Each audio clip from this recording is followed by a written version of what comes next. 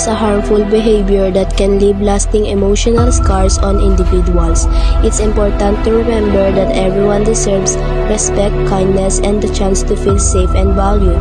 Whether it happens at school, work, or online, bullying not only affects the person being targeted but also the environment around them. We all have a responsibility to stand against bullying, speak up for those who can, and create a world where empathy and understanding thrive. Let's choose kindness, and together we can make a difference.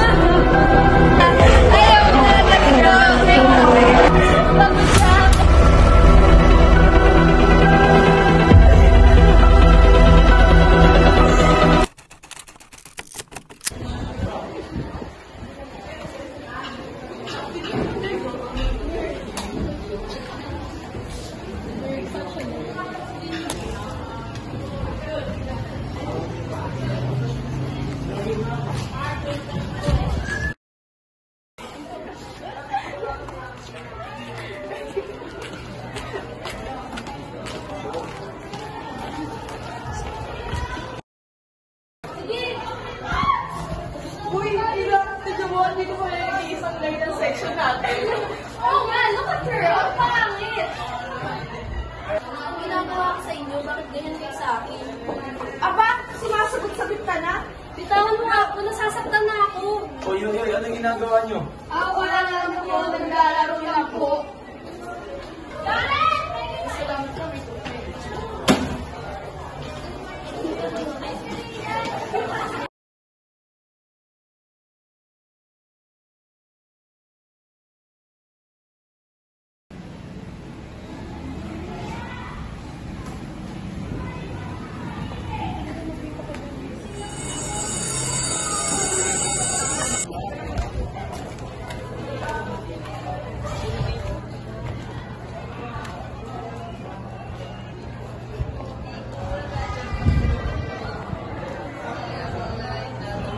Ang ginagawa nila dun?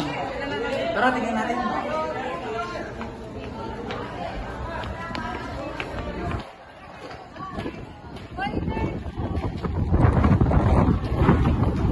Saan niyo ba ako dadalhin? Nasasaktan na ako. Bitawan niyo kayo ka na lang dyan.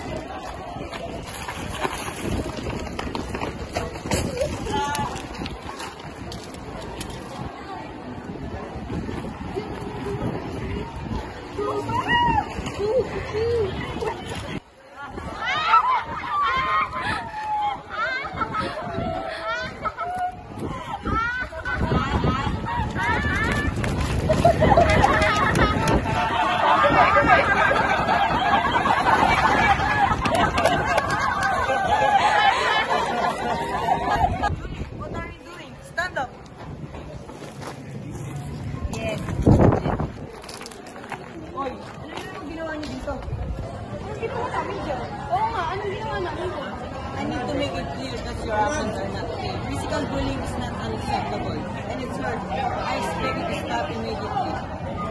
And I won't tolerate being treated this way. If this continues, I have to force back to take further steps to protect myself. What about how your actions affect others? Now, say sorry to you. We're sorry. We apologize to what we did. Sige, basta hindi na tumawa.